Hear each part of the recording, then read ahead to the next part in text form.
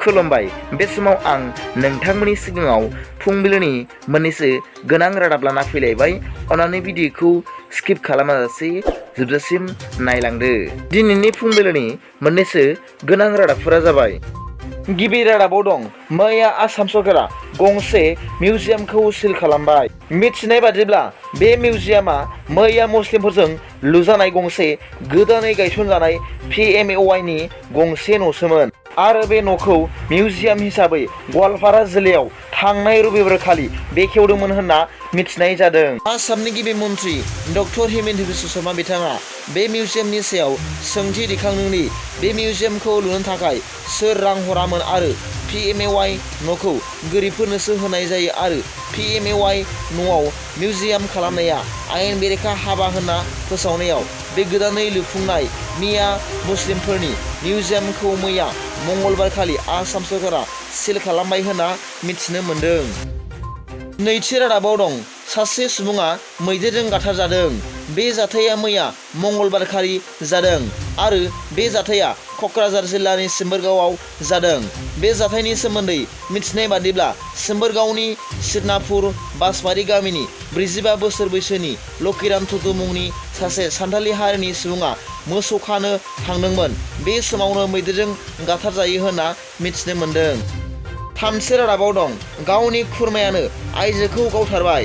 बे दुखुनांथाव जाथाया जादों बिहारनि बागलपुर जिल्लायाव आरो थांनाय समबारखालि बे जाथाया जादोंमोन। जाथायनिफ्राय मिथिनाय बादिब्ला 22 बोसोरनि सासे आइजोआ गावनि हारिखौ नागारनानै गुबुन हारिजों जुलि जादोंमोन। बिनिखायनो गावसिनि खुरमायानो आइजोखौ गावथारदोंमोन।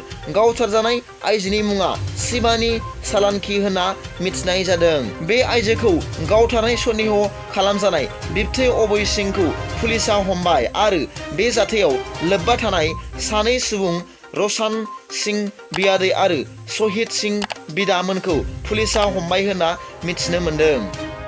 ब्रैथि रादाबाव दं, भारत हादराव जोनोम मोननाय ऋषि सुनकआ ब्रिटेन एबा UK नि गाहाय मन्त्रि जाबाय होनना मिथिनो मोन्दों। बिथांनि गाहाय मन्त्रि जानाया भारत हादरनि जोबोरैनो रंजाथाव बाथ्रा। आगुनि ब्रिटेननि गाहाय मन्त्रि मानगोनां बोरिस जनसन बिथाङाबो टुइट खालामना बुंदों दि ऋषि सुनकनि ब्रिटेन एबा UK नि गाहाय मन्त्रि जानायखौ गोसो गोरबोजों मदद खालामनो होनना फोरमायदों। बाथि रादाबाव दं, मैया म्यानमार आर्मिफ्रा 60 जन सुबुंफोरखौ गुलि गावनानै जिउ फोजोबदों। बे जाथाया जादों म्यानमार हादोरावनो। जाथायनिफ्राय मिथिनाय बादिब्ला बेरेखा हान्जा ख'सिन हारिनि माइन'रिटिनि सुबुंफ्रा मिउजिकनि हाबाफारि खुंफुंबाय थानाय समावनो बे गुलि गावग्लुंनाय जाथाया जादों होनना मिथिनो मोन्दों। थैनाय सुबुंफोरनि अनजिमाखौ मोजाङै मिथिनाय जायाखै। जायगानि सुबुंफ्रा फोरमायनाय बादिब्ला थैनाय सुबुंनि अनजिमाया खमैबो 100 जन जागोन होनना फोरमायदों। जाथाया माबोरै जादों बेनि सोमोन्दै मोजाङै मिथिनाय जायाखै। म्यानमार आर्मिफोरखौ गिनानै रावबो थार खौरांखौ फोसावनो हाजोबाखै होनना मिथिनो मोन्दों। दिनैनि फुंबिलिनि मोननैसो रादाबफोरा दा बेखिनिल'मोन।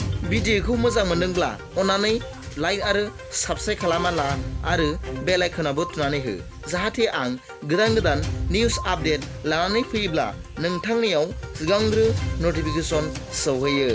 गाबोननि फुंबिलिनि रादाबाव नोंथांमोनखौ आंनि चेनेलाव गोसो गोथारै बरायहरनाय जाबाय। गोजोन्थों। एसेनोसै। जै बर' हारिनि जै।